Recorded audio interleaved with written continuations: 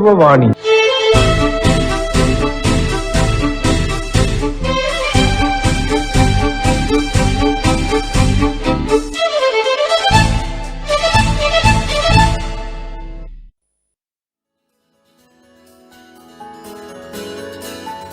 വരൂ പോകാം പറക്കാം പൈലറ്റ് കോഴ്സിനെ കുറിച്ചുള്ള വിശദ വിവരങ്ങൾ ക്യാപ്റ്റൻ അബ്ദുൾ നാസർ സംസാരിക്കുന്നു.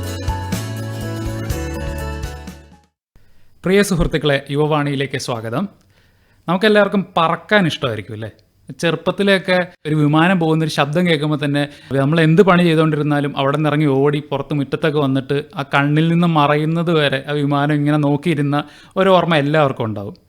ഈ വിമാനം ഈ പൊടിയായി കാണുന്നെങ്കിലും ഈ വിമാനത്താവളത്തിലൊക്കെ പോകുമ്പോൾ നമുക്ക് മനസ്സിലാവും എത്ര വലിപ്പമുള്ള ഒരു സാധനമാണിതെന്ന്. അപ്പോൾ അതിത് ഓടിക്കുന്നത് വെറും 2 പേര് ചേർന്നാണ് എന്നൊക്കെ അറിയുമ്പോൾ ഒരു അത്ഭുതമായിരിക്കും. ഈ വിമാനത്തിൻ്റെ കോക്പിറ്റിനുള്ളിലിരിക്കുന്ന ഈ പൈലറ്റുമാർ അവരെന്താണ് അവിടെ ചെയ്യുന്നത്? എങ്ങനെയാണ് ഒരാൾ പൈലറ്റ് ആവുന്നത്? എന്തൊക്കെ കഴിവുകളാണ് അതിന് വേണ്ടത്? അപ്പോൾ ഇതൊക്കെ നമുക്ക് ചോദിച്ചറിയാനായി ഇന്ന് സ്റ്റുഡിയോയിൽ നമ്മോടൊപ്പം ഉള്ളത് വർഷങ്ങളുടെ പരിചയ സമ്പത്തുള്ള പൈലറ്റിനെ തന്നെയാണ് ഇന്ന് നമ്മുടെ കൂടി സ്റ്റുഡിയോയിൽ നമ്മോടൊപ്പം ഉള്ളത്. നമുക്ക് സ്വാഗതം ചെയ്യാം ക്യാപ്റ്റൻ അബ്ദുൾ നാസറിനെ. റിയാസ്, താങ്ക് യു, നമസ്കാരം, thank you for having me. പൈലറ്റുമാരെന്ന് കേൾക്കുമ്പോൾ തന്നെ നമുക്കൊക്കെ ഒരു ആരാധനയാണ്. ഇവർ ആ ഒരു യൂണിഫോം ഒക്കെ ഇട്ട് ഒരു white and black colour pants ഒക്കെ ഇട്ട് തൊപ്പിയൊക്കെ വെച്ച് വരുന്നത് കാണുമ്പോൾ തന്നെ നമുക്കൊരു ഇവരെ പോലെ ആയിരുന്നെങ്കിൽ എന്നൊക്കെ തോന്നും. ആർക്കായാലും ഒരു ചെറിയൊരു ആഗ്രഹം കാണും. അപ്പോൾ ഈ പൈലറ്റ് ആവണം എന്നുള്ള ആഗ്രഹം ചെറുപ്പത്തിലെ തൊട്ടുണ്ടായിരുന്നു?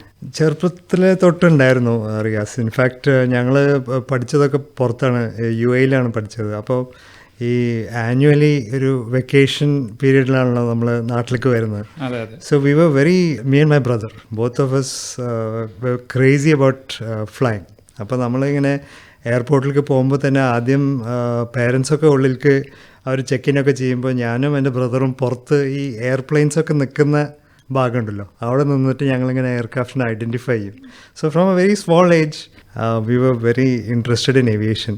അപ്പോൾ എനിക്ക് ചെറുപ്പം തൊട്ട് ഇങ്ങനെ ഒരു പൈലറ്റ് ആവണം എന്നുള്ളൊരു ആഗ്രഹം ഉണ്ടായിരുന്നു.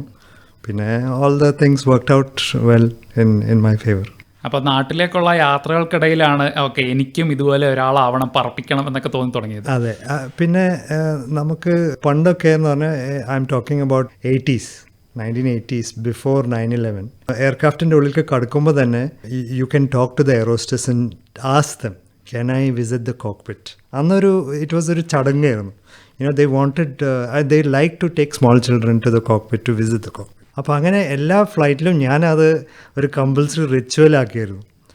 എല്ലാപ്പോഴും പോയി എയർ ഹോസ്റ്റസിന്റെ please can I see the cockpit. അപ്പോൾ അങ്ങനെ കുറേ പ്രാവശ്യം ഞാൻ കോക്പിറ്റിലേക്ക് കയറിയിട്ടുണ്ട്. കാരണം നമ്മൾ കോക്പിറ്റിൽ കയറുമ്പോൾ തന്നെ ഈ സ്വിച്ചസ് ഒക്കെ കാണുമ്പോൾ തന്നെ ഒരു കുട്ടി, ആ ഒരു 10-year-old ഒരു ബോയ്, പിള്ളേർക്കൊക്കെ ഭയങ്കര എക്സൈറ്റ്മെൻ്റ് ആണ്. അപ്പോൾ I had made up my mind that this is what I want to do. In flight നമ്മൾ ഇത് മൂവി എന്ന് കാണുമ്പോൾ തന്നെ നമുക്കൊരു ഭയങ്കര ഒരു എക്സൈറ്റ്മെൻറ്റും we get an attraction to it. അപ്പോൾ അങ്ങനെ 1-2 പ്രാവശ്യം കണ്ടിട്ടുണ്ട്. And definitely, I of course, you ask the pilots a lot of questions and you want to know how to become a pilot, and you do a lot of research yourself as well. അപ്പോൾ നമ്മുടെയൊക്കെ ഈ പഠനത്തിൻ്റെ ഒരു വഴിത്തിരിവ് വരുന്നത് 10ാം class, അത് കഴിഞ്ഞിട്ട് ഒരു +2 ഒക്കെ എത്തുമ്പോഴാണ്. ഇനി എന്ത് ചെയ്യണം എന്നൊക്കെ ഒരു ജംഗ്ഷനാണത്. അപ്പോൾ ഇത് നേരത്തെ മനസ്സിൽ ഉറപ്പിച്ചുകൊണ്ട് പഠനമൊക്കെ ആ രീതിയിൽ തന്നെയായിരുന്നോ? ഇപ്പോൾ ഇന്ത്യൻ റിക്വയർമെൻറ്റ്സ് എനിക്ക് അറിയായിരുന്നു. മിനിമം റിക്വയർമെൻറ്റ്സ് എന്ന് പറഞ്ഞാൽ +2 സയൻസ് വേണം, ഫിസിക്സ്, കെമിസ്ട്രി, മാത്സ്. അത് മിനിമം റിക്വയർമെൻ്റ് ആണ്. പക്ഷെ പൊതുവെ പൈലറ്റ്സ് എന്ന് പറഞ്ഞാൽ അറ്റ്ലീസ്റ്റ് ഒരു എഞ്ചിനീയറിംഗ് ബാക്ക്ഗ്രൗണ്ട് അല്ലെങ്കിൽ ഒരു ഏവിയേഷനിലൊരു ഡിഗ്രി ഹോൾഡേഴ്സൊക്കെ ആവും. +2 വിത്ത് സയൻസ് ആൻഡ് മാത്സ് മാത്രമുള്ള പൈലറ്റ്സ് കുറവാണ്. അപ്പോൾ ഞാൻ സയൻസ് സ്ട്രീം എന്തായാലും എടുത്തിട്ടുണ്ടായിരുന്നു. പിന്നെ നമുക്ക് ഈ ഫ്ലൈയിങ് പഠിക്കുന്നത് flight institutions, flight training organisations, അതിനെ ഫ്ലൈയിങ് ക്ലബ് എന്നും ചിലർ വിളിക്കും. But there different names for it. അവിടെ UAE പഠിച്ച കാരണം എനിക്ക് കുറച്ചുകൂടിയും പുറത്തുള്ള എക്സ്പോഷർ ഉണ്ടായിരുന്നു. Like where all can we study. അപ്പോൾ നോക്കിയപ്പോൾ in terms of cost at that time US was a very attractive place to study. അങ്ങനെ എൻ്റെ ഒരു ഫ്രണ്ടും ഇങ്ങനെ പഠിക്കാൻ പോകുന്നുണ്ടായിരുന്നു. അപ്പോൾ ഞങ്ങൾ രണ്ടുപേരും അതിൻ്റെ കുറച്ച് റിസർച്ചൊക്കെ ചെയ്ത് decided to go to the US to learn how to fly. ഇന്ത്യയെക്കാളും കുറച്ചും കൂടെ നല്ലത് അമേരിക്കയിൽ പൈലറ്റ് പഠിത്തം നടത്തുന്നത്. അന്ന് ഇന്ത്യയിൽ കുറച്ചുകൂടി കുറവാണ് ഇതിൻ്റെ ഫ്ലൈറ്റ് ട്രെയിനിങ് ഓർഗനൈസേഷൻസ്. കാരണം ഇപ്പം നമ്മൾ ഈ ജനറൽ ഏവിയേഷൻ എന്ന് പറഞ്ഞിട്ടൊരു സംഭവമുണ്ട്. General aviation means you have your commercial aviation which is your airlines and your scheduled carriers, non scheduled carriers, അതൊക്കെ കമേഴ്ഷ്യൽ ഏവിയേഷനാണ്. പിന്നെ general aviation is where you do the learning of flying. ഇപ്പോൾ നമ്മൾ ഈ ചെറിയ എയർക്രാഫ്റ്റ് കണ്ടിട്ടുണ്ടാവും ചിലപ്പോൾ, ഈ സെസ്ന പോലത്തെ ചെറിയ 4-seater single engine aircraft, they look like small mosquito sometimes. ഈ ഒരു മൂക്കിന്റെ ഭാഗത്തൊരു അതെ അതെ അതെ അതെ ഒരു ചെറിയ പ്രൊപ്പലറുള്ള. അപ്പോൾ അതാണ് യൂഷ്വലി യൂസ് ചെയ്യുന്നത് ഈ ഫ്ലൈറ്റ് ട്രെയിനിങ്ങിൽ. അപ്പോൾ അങ്ങനത്തെ എയർക്രാഫ്റ്റ് കൂടുതലുള്ള സ്ഥലത്താണ് അതിൻ്റെ കോസ്റ്റൊക്കെ കുറയാം. So if you look world wide, the US has a huge general aviation market. There are some 250,000 private airports, small airports. അപ്പോൾ അവിടെ there are a lot of flying schools, lot of aircraft on ചെയ്യുന്ന ആൾക്കാരുണ്ട്, private ആയിട്ട്. ഇപ്പോൾ നമ്മൾ കാറൊക്കെ on ചെയ്യുന്ന പോലെ അവർക്ക് സ്വന്തം എയർക്രാഫ്റ്റൊക്കെ ഓൺ ചെയ്ത് അങ്ങനെ. അപ്പോൾ ഒരു general aviation industry is very strong in the US. അപ്പോൾ അവിടെ ഈ ഫ്ലൈറ്റ് ട്രെയിനിങ് കോസ്റ്റും കുറച്ച് കുറവായിരുന്നു ആ ടൈമിൽ. ഇപ്പോൾ ഏകദേശം ഇന്ത്യയിലും നല്ല ഇമ്പ്രൂവ്മെൻറ്റ് വന്നിട്ടുണ്ട്. There are lot of flight training organisations in India as well which are professional and are doing well. ഇപ്പോൾ നമ്മുടെ ഇന്ദിരാഗാന്ധി രാഷ്ട്രീയ Udan academy is A government flight training organisation based in Raebareli UP, ഉത്തർപ്രദേശിലുള്ള. അപ്പോൾ ഇന്ത്യയിലത്തെ one of the premier organisations ആണ് ഇഗ്രുവ, ഇന്ദിരാഗാന്ധി രാഷ്ട്രീയ Udan academy. അപ്പോൾ അങ്ങനെ വേറെ private ഓർഗനൈസേഷൻസും ഇന്ത്യയിൽ ഇപ്പോൾ വന്നിട്ടുണ്ട്. ഇപ്പോൾ +2 പഠിച്ചുകൊണ്ടിരിക്കുന്ന ഒരു കുട്ടിക്ക് പൈലറ്റ് ആവണം എന്ന് ആഗ്രഹം ഉണ്ടെങ്കിൽ എന്താണ് ചെയ്യേണ്ടത്? See, first of all, you should have a passion. You should really like aviation. You should know, you should want to become a pilot, definitely. സിനിമയിലും പടത്തിലും ഒക്കെ കണ്ടിട്ട് പൈലറ്റ് ആവാൻ പോകുന്നത് ആ യൂണിഫോം മാത്രമല്ല, ദ അട്രാക്ഷൻ. പിള്ളേർക്ക് നല്ലൊരു ഇൻട്രസ്റ്റ് വേണം ഏവിയേഷനിലും. For example, they should know the difference between what is a Boeing, what is an Airbus, what are the type of engines, what is the propulsion system for this aircraft, how does a plane fly. അതിൻ്റെ ഒരു നല്ലൊരു interest വേണം definitely ആദ്യം. പിന്നെ ഞാൻ പറഞ്ഞ പോലെ science background വേണം. പിന്നെ മെഡിക്കൽ ഫിറ്റ്നസ് ആവശ്യമാണ്. ഫ്ലൈയിങ് സ്റ്റാർട്ട് ചെയ്യാനായിട്ട് മുമ്പ് നമുക്കൊരു മെഡിക്കൽ ചെക്കപ്പ് ഉണ്ട്. അപ്പോൾ ദാറ്റ് ഈസ് ഇപ്പോൾ ഇന്ത്യയിൽ ക്യാരി ചെയ്യുന്നത് ഇന്ത്യൻ എയർഫോഴ്സ് മെഡിക്കലാണ് ഇനീഷ്യൽ മെഡിക്കൽ ചെയ്യുന്നത്.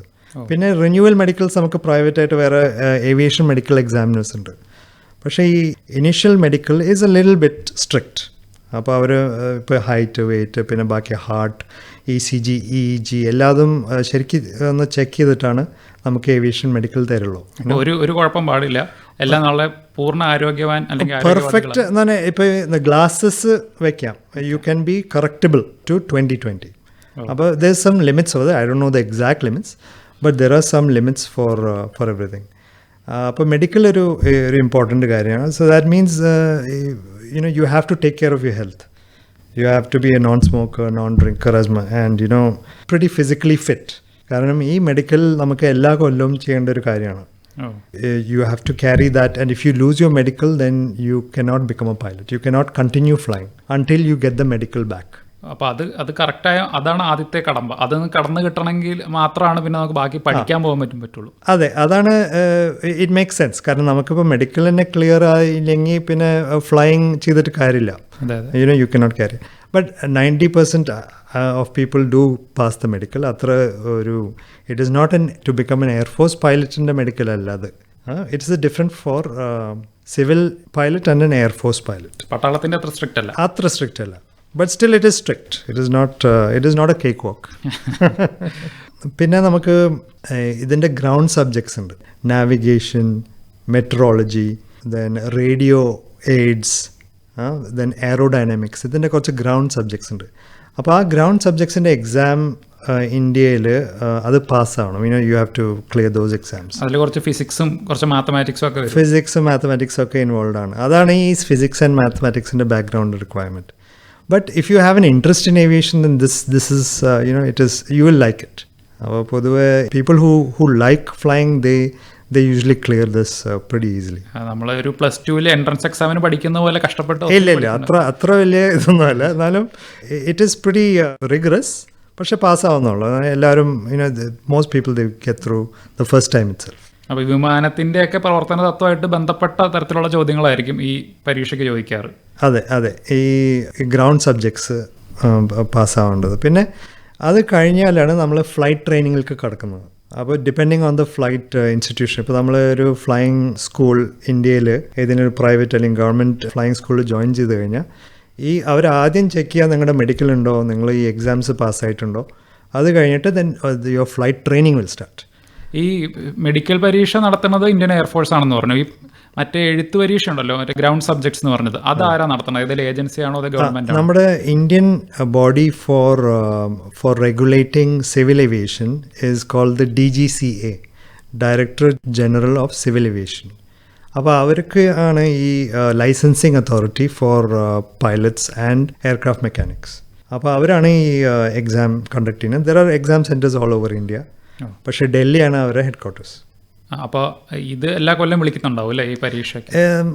ആസ് ഓഫ് നൗ എനിക്ക് തോന്നുന്നു വൺസ് എവറി 3 months ആണ് ഇതിൻ്റെ ഇത്. There are some changes. It's been a while. ഞാൻ എക്സാം ചെയ്തത് അറൗണ്ട് 95 ഞാൻ എക്സാം ചെയ്തത്. So it's been a while. അത് ഇവിടെ ആയിരിക്കില്ലോ, അമേരിക്കയിലായിരിക്കില്ല. അമേരിക്കയിൽ ഞാൻ ആദ്യം കമേഴ്ഷ്യൽ ലൈസൻസ് അവിടെ നിന്നാണ് എടുത്തത്. എന്നിട്ട് ഇവിടെ ഇന്ത്യയിലേക്ക് വരുമ്പോൾ നമുക്ക് ഈ ഫോറിൻ ലൈസൻസ് കൺവേർട്ട് ചെയ്യേണ്ട ഒരു എക്സാം ഉണ്ട്. That is similar to the ഞാൻ നേരത്തെ പറഞ്ഞ പോലെ ഉള്ള exam, but it's a conversion exam. അപ്പോൾ അതും ഞാൻ ചെയ്തത് ഡൽഹിയിലായിരുന്നു.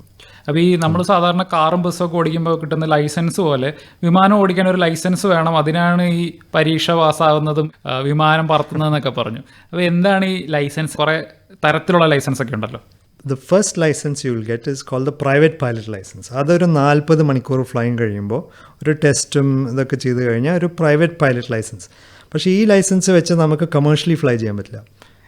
It only allows you to take the plane on rent or on hire, maybe with your family or something like that. That is why it's called the private pilot license. പിന്നെ വരുന്നതാണ് commercial pilot licence. അതിനൊരു minimum 200 hours of flight training വേണം, total experience. 200 മണിക്കൂർ നമ്മൾ ഓടിച്ചിരിക്കണം. അപ്പോൾ ഇതാരാ അളക്കുന്നത്? നമ്മൾ ഇത്ര മണിക്കൂർ? അപ്പോൾ നമ്മൾ ഒരു അവർ നമ്മൾ ഫ്ലൈ ചെയ്യുമ്പോൾ എയർക്രാഫ്റ്റിൻ്റെ ലോഗ് ഉണ്ടാവും, ഒരു ടെക്നിക്കൽ ലോഗ്. അപ്പോൾ ആ ലോഗ് വെച്ചിട്ടാണ് പിന്നെ നമ്മുടെ അടുത്തിരിക്കുന്ന ഒരു ഇൻസ്ട്രക്ടർ ഉണ്ടാവും. That instructor is then signing the log book. നമുക്കൊരു ലോഗ് ബുക്ക് ഉണ്ടാവും. അപ്പോൾ ആ ലോഗ് ബുക്കാണ് ആഡ് ചെയ്തിട്ട് നമ്മുടെ അവേഴ്സ് തീരുമാനിക്കുന്നത്. അപ്പോൾ ഈ 200 hours ഓഫ് 200 മണിക്കൂർ മിനിമം വേണം കമേഴ്ഷ്യൽ പൈലറ്റ് ലൈസൻസ് കിട്ടണമെങ്കിൽ. But it doesn't mean you will get a job the next day after getting 200 hours. അപ്പോൾ സാധാരണ എന്ന് പറഞ്ഞാൽ ഇപ്പോൾ എല്ലാ കരിയറിലുള്ള പോലെ നമുക്ക് കുറച്ച് സ്ട്രഗിളൊക്കെ ഉണ്ടാവും. You might have to do some other related jobs. ഇപ്പോൾ ഏവിയേഷനിൽ തന്നെ വേറെ തരം ജോബ്സ് ഉണ്ട്, flying jobs and non flying jobs. ഇപ്പോൾ നോൺ ഫ്ലൈയിങ് ജോബ്സ് എന്ന് പറഞ്ഞാൽ ഈ ഫ്ലൈറ്റ് ഇൻസ്ട്രക്ടർ ഒരു ജോബാണ്, teaching the students to become pilots. പിന്നെ ഈ എയർ ആംബുലൻസ്, കുറച്ച് ചെറിയ എയർക്രാഫ്റ്റ് ആകും ചിലപ്പോൾ. ആ എയർക്രാഫ്റ്റിൽ ആദ്യത്തെ ജോബ് ഒരു കോ പൈലറ്റായിട്ട് you can get a job like that. അല്ലെങ്കിൽ ക്രോപ്പ് ഡസ്റ്റിംഗ് എന്നൊക്കെ പറഞ്ഞ പോലത്തെ ഒരു ജോബ്, പൈലറ്റ് ജോബ്. ഈ airline is not the only avenue for നമ്മൾ ഈ കാണുന്ന പോലെ ആളുകളെ കയറ്റി മാത്രമല്ല. അല്ല, പിന്നെ കാർഗോയും എയർലൈൻസും there are opportunities in cargo airlines as well. ഈ 200 hours കഴിഞ്ഞിട്ട് CPLM എടുത്തു കഴിഞ്ഞാൽ നമുക്ക് there are lot of other opportunities. It all depends on the economy also. ഇപ്പോൾ ഈ കോവിഡ് ടൈമിൽ airlines, if you been reading the newspapers, airlines have been suffering. ഈ flying വളരെ കുറവാണ്, the travelling has been restricted. അപ്പോൾ അത് കാരണം കുറേ എയർലൈൻസ് അവരുടെ എയർക്രാഫ്റ്റൊക്കെ ഗ്രൗണ്ട് ചെയ്തേക്കാണ്. So there is a lot of pilots who have been furloughed, who have lost their jobs or they've been furloughed for the time being. അങ്ങനത്തെ ഒരു economy related ഒരു ഇൻഡസ്ട്രി ആണ് ഏവിയേഷൻ. കൊമേഴ്ഷ്യൽ പൈലറ്റ് ലൈസൻസ് കിട്ടിയാൽ പോലും ചിലപ്പോൾ പിറ്റേ ദിവസം തന്നെ ജോലി കിട്ടണം എന്നൊരു നിർബന്ധമില്ല. ആ സമയത്തെ ഇൻഡസ്ട്രി എങ്ങനെ വർക്ക് ചെയ്യുന്നു എന്നെല്ലാം അനുസരിച്ചാണ് ഇരിക്കാറ്. അതെ. പിന്നെ ഇപ്പോൾ ഒരു ട്രെൻഡ് എന്ന് പറഞ്ഞാൽ ലോട്ട് ഓഫ് ഇവിടുത്തെ ഇന്ത്യൻ ആൻഡ് ഇന്റർനാഷണൽ എയർലൈൻസ് അവർ തന്നെ കെഡറ്റ് പൈലറ്റ് സ്കീംസ് തുടങ്ങിയിട്ടുണ്ട്. അപ്പോൾ അവരൊരു ആദ്യം ഒരു എക്സാം വയ്ക്കും, ഒരു open exam. It is a little bit tough, തന്നെ കുറച്ച് കോമ്പറ്റീറ്റീവ് ആണ്. ആ എക്സാം നമ്മൾ പാസ്സായി കഴിഞ്ഞാൽ they will give you a letter of intent. പിന്നെ the cost is on you have to take the cost of training. പക്ഷേ ആ ട്രെയിനിങ് കഴിയുമ്പോൾ they will employ you as a cadet pilot. അപ്പോൾ അത് കുറച്ചുകൂടി ഒരു ജോബ് അഷുറൻസ് ഉള്ള ഒരു മാർഗ്ഗമാണ് ദ കെഡറ്റ് പൈലറ്റ് സ്കീംസ്. എല്ലാ ഇവിടെ കമ്പനികൾ നടത്തുന്ന ചില കമ്പനികൾ, all companies haven't started, but ചില കമ്പനികൾ നടത്തുന്നുണ്ട് അത്. ഇതിലൊക്കെ എപ്പോഴും നമ്മൾ കേൾക്കാറുള്ള മെയിൻ പ്രശ്നമാണ് ഇതിൻ്റെ ചെലവ്. കാരണം നമുക്കറിയാം ഒരു വിമാനത്തിൽ കയറുക എന്നുള്ളത് തന്നെ പലർക്കും അപ്രാപ്യമായ ഒരു കാര്യമാണ്, അതിൻ്റെ ടിക്കറ്റിൻ്റെ ചാർജും എല്ലാം കൂടെ നോക്കുമ്പോൾ. അപ്പോൾ അതുപോലെ തന്നെ ആയിരിക്കും ഇതിൻ്റെ പഠനത്തിന് നല്ല ചിലവാകുമെന്ന് കേട്ടിട്ടുണ്ട്. ഏകദേശം പ്രൈവറ്റ് പൈലറ്റ് ലൈസൻസ്, അതായത് PPL, പിന്നെ 200 മണിക്കൂർ ഫ്ലൈ ചെയ്യുമ്പോൾ കിട്ടുന്ന കൊമേഴ്ഷ്യൽ പൈലറ്റ് ലൈസൻസ്, അതായത് CPL, ഇത് രണ്ടും എടുത്തു കഴിയുമ്പോൾ ഏകദേശം എത്ര ഇന്ത്യൻ രൂപയിൽ എത്ര ചിലവാകും? ഇപ്പം ഞാൻ ഫ്ലൈയിങ് ചെയ്തിട്ട് ഇപ്പോൾ it's been a long time. അപ്പോൾ ഇപ്പോൾ അടുത്തൊന്നും ഞാൻ കറക്റ്റായിട്ട് ചെക്ക് ചെയ്തിട്ടില്ല. The latest prices of course you have to get from the flying clubs എന്നാണ് ചോദിച്ചിട്ട് നമുക്ക് അറിയാൻ പറ്റുള്ളൂ ലേറ്റസ്റ്റ് പ്രൈസസ്. ഏകദേശം മതി. അപ്പോൾ ഒരു ഇറ്റ് ഓൾ ഡിപ്പെൻഡ്സ് ഓൺ ഇപ്പോൾ ഈ കാഡറ്റ് പൈലറ്റ് സ്കീം ഞാൻ നേരത്തെ പറഞ്ഞില്ലേ, അപ്പോൾ airlines are charging anywhere from some 70 lakhs to almost 1 crore for this program. പക്ഷേ ആ പ്രോഗ്രാമിൽ ഈ CPL കഴിഞ്ഞിട്ട് നമുക്ക് ആ എയർലൈനിനുള്ള സ്പെസിഫിക് ആയ ഒരു എയർക്രാഫ്റ്റ് ഉണ്ടാവും. ഫോർ എക്സാമ്പിൾ ഒരു എയർബസ് 320 അല്ലെങ്കിൽ ബോയിങ് 737. ആ സ്പെസിഫിക് ആയ എയർക്രാഫ്റ്റിൻ്റെ ടൈപ്പ് ട്രെയിനിങ് എന്ന് പറഞ്ഞിട്ടൊരു സംഭവമുണ്ട്. That is called type rating. So ആ റേറ്റിംഗ് കൂടി ഇൻക്ലൂഡഡ് ആണ് ഈ നേരത്തെ പറഞ്ഞ കോസ്റ്റിൽ, ഈ കാഡറ്റ് പൈലറ്റ് സ്കീമിൽ.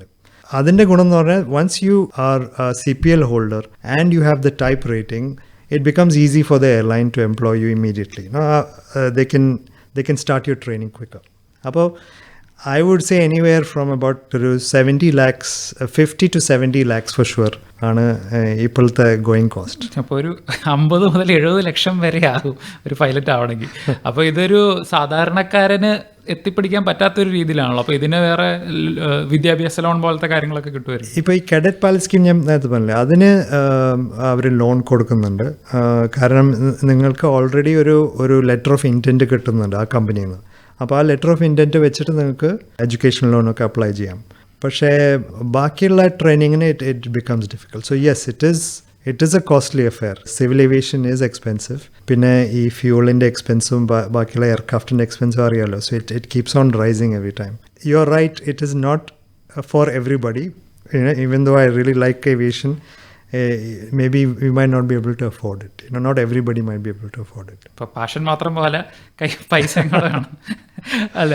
അപ്പോൾ പക്ഷേ ഇതുപോലെയുള്ള വിദ്യാഭ്യാസ ലോണുകളൊക്കെ കിട്ടുക എന്ന് പറയുമ്പോൾ കുറച്ചും കൂടെ ആൾക്കാർക്ക് അതിലേക്ക് വരായിരിക്കും. കുറേ വർഷത്തെ പരിചയസമ്പത്തുണ്ട്. അപ്പോൾ സാധാരണ വീടുകളിൽ നിന്നൊക്കെ വന്ന് പൈലറ്റ് ആയവരെയൊക്കെ പരിചയം കാണുമല്ലോ. അങ്ങനെയുള്ളവരൊക്കെ ഉണ്ട്, കുറേ പേരുണ്ട്. അങ്ങനെ സ്ട്രഗിൾ ചെയ്തിട്ടും നല്ല ഹാർഡ് വർക്ക് ചെയ്തിട്ടും വന്ന ആൾക്കാരുണ്ട്. You find lot of very type of people in Indian aviation especially. Flying la nalla passion undengil, there are a lot of other avenues other than commercial aviation. Ipo military aviation is another big avenue, and ipo air force, army aviation, navy aviation, coast guard, they all have aircraft. അപ്പോൾ നല്ല passionate ആയ പിള്ളേർ, there are a lot of people who join the military aviation as well. പിന്നെ മിലിറ്ററിയിൽ നിന്ന് അവർ ചിലപ്പോൾ retire ചെയ്ത് വരുമ്പോൾ അവർക്ക് if they want to continue flying, they can continue in the commercial airline space as well. There are a lot of ex-military pilots who work in commercial airlines. അതിനാണെങ്കിൽ പഠിക്കുന്ന ചെലവെല്ലാം അവരായിരിക്കുമല്ലോ വഹിക്കുന്നത്. Of course. And the training that's given by the military is the best. It's much better than the civilian flying. And the pilots who come out of military flying are some of the best pilots. അവർക്ക് കുറച്ചും കൂടെ നല്ല കടുകട്ടി നല്ല training ആണ്, നല്ല എക്സ്പീരിയൻസും കൂടിയാണ്. കാരണം അവർ ആ മിലിറ്ററി ഫ്ലൈയിങ് എന്ന് പറഞ്ഞാൽ ഒരു ഡിസിപ്ലിൻഡ് എൻവയൺമെൻ്റ് ആണ്. അപ്പോൾ അത് കഴിഞ്ഞിട്ട് അവർ they are like hot cakes for the commercial industry. അപ്പോൾ അവർ അവിടെ നിന്ന് ജോലി കഴിഞ്ഞ് ചിലപ്പോൾ ഈ ഒരു ഭാഗത്തേക്ക് മാറും. Yes absolutely. പിന്നെ വേറൊരു ഭാഗം ഞാൻ ഇതുവരെ പറയാത്തത് കോർപ്പറേറ്റ് ഏവിയേഷൻ എന്ന് പറഞ്ഞിട്ടൊരു സ്പേസ് ഉണ്ട്. അത് ഹൈ നെറ്റ് വർത്ത് ഇൻഡിവിജ്വൽസ്, അവർക്ക് സ്വന്തം എയർക്രാഫ്റ്റ് ഉണ്ടാവും. അപ്പോൾ അതിലും ഒരു ഓപ്പർച്യൂണിറ്റീസ് ഉണ്ടാവാറുണ്ട് for pilots to fly other than the commercial aviation. അതായത് ഈ ബിസിനസ്സുകാരെ പോലുള്ളവർക്ക് സ്വന്തമായിട്ട് എയർക്രാഫ്റ്റ് ഉള്ളവരുണ്ട്. പ്രൈവറ്റ് എയർക്രാഫ്റ്റ് ഇന്ത്യയിൽ ഇപ്പോൾ ഒത്തിരി ഉണ്ട്. And it is increasing. The number of aircraft is also increasing in India. അപ്പോൾ ഇതിൽ കൂടുതൽ ആകർഷകമായത് ഈ കൊമേഴ്ഷ്യൽ ഫ്ലൈയിങ് ആണോ? അതായത് ഈ ആൾക്കാരെ വഹിച്ചുകൊണ്ട് പോകുന്ന പാസഞ്ചർ ഫ്ലൈറ്റ് എന്നൊക്കെ വിളിക്കുന്ന അതിലാണോ കൂടുതൽ ആൾക്കാർ ജോലിക്ക് എടുക്കാറുള്ളത്? അതിൽ തന്നെയാണ്. കാരണം അതാണല്ലോ ഏറ്റവും വലിയ എംപ്ലോയർ. ഒരു 250 എയർക്രാഫ്റ്റ് ഉള്ള ഒരു കാരിയർ ഉണ്ട് ഇപ്പോൾ ഇന്ത്യയിൽ. സോ യു കൻ ഇമാജിൻ എത്ര പൈലറ്റ്സിന് ഒരു എംപ്ലോയി ഉണ്ടാവും.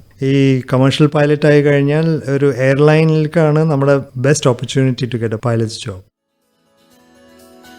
ഈ സംഭാഷണം ഇവിടെ അവസാനിക്കുന്നില്ല. തുടർന്ന് കേൾക്കാം അടുത്ത യുവവാണിയിൽ. ശ്രോതാക്കൾ ഇതുവരെ കേട്ടത് വരൂ പോകാം പറക്കാം പൈലറ്റ് കോഴ്സിനെ കുറിച്ചുള്ള വിശദ വിവരങ്ങൾ. ക്യാപ്റ്റൻ അബ്ദുൾ നാസർ സംസാരിക്കുകയായിരുന്നു ഇതുവരെ. നിർവഹണം റിയാസ് കളപ്പുരയിൽ. അവതരണം ആകാശവാണി കൊച്ചി നിലയം. ശ്രോതാക്കൾക്ക് യുവവാണിയെക്കുറിച്ചുള്ള അഭിപ്രായങ്ങളും നിർദ്ദേശങ്ങളും അറിയിക്കാം. തപാലിൽ അയക്കുന്നവർ station director Akashvani Kochi FM, Thrikkakara PO 682021 എന്ന വിലാസത്തിൽ എഴുതുക. വാട്സ്ആപ്പ് മുഖേനയും അഭിപ്രായങ്ങൾ അറിയിക്കാം.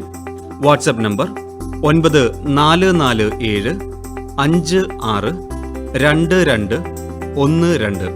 നമ്പർ ഒരിക്കൽ കൂടി 94 47 56 22 12. ഇമെയിൽ വിലാസം airfmkochi@gmail.com. ഈ പരിപാടി ഇപ്പോൾ ഞങ്ങളുടെ യൂട്യൂബ് ചാനലായ ആകാശവാണി കൊച്ചി FM-ലും ലഭ്യമാണ്. പരിപാടികൾ ഓൺലൈനിൽ തത്സമയം കേൾക്കുവാൻ ഗൂഗിൾ പ്ലേ സ്റ്റോറിൽ നിന്നോ ആപ്പിൾ ആപ്പ് സ്റ്റോറിൽ നിന്നോ ഞങ്ങളുടെ മൊബൈൽ ആപ്ലിക്കേഷനായ ന്യൂസ് ഓൺ എയർ ഡൗൺലോഡ് ചെയ്യുക.